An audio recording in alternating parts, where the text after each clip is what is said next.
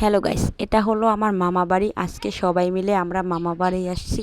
তো 13 দিন যাবার পর আমরা আজকে 14 দিনের দিন মামা বাড়ি চলে আসছি। এটা হলো আমার মামাতো বোন। তো দেখো মামা বাড়িটা তোমাদেরকে দেখাচ্ছি।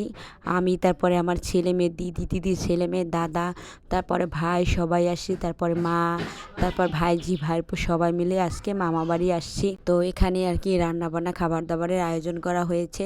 সব আয়োজন আমার মামি সব কিছু করেছে, আর মামি আমাদেরকে নিতে আসছিল, আর সবাই মিলে আসছি আমরা। আর এখানে দেখো ভাই খাচ্ছে হাঁসের মাংস দিয়ে, তারপর মাছ অনেক কিছু রান্না করেছে মামি, পায়েস, তারপরে মাছ অনেক কিছু রান্না করেছে। আর এখানে দেখো আমার মামাতো বোন, ওরা আর কি খাচ্ছে, দুই বোন দুইজন পাশাপাশি বসে খাচ্ছে। তো আজকে সারাটা দিন মামাবাড়ি খুব সুন্দর একটা সময় কাটিয়েছি। আসলে আমার বিয়ের পর এই প্রথম মামাবাড়িতে বেড়ালাম সারাটা দিন। বিয়ের পর আর মামা বাড়িতে বেড়ানো হয়নি। তো এই সুযোগে মামাবাড়ি সবাই মিলে একসাথে বেরিয়ে আসলাম। শুধু একটা দিকেই খুবই খারাপ লাগলো যে এই সময়টায় আমাদের বাবা আমাদের কাছে নাই।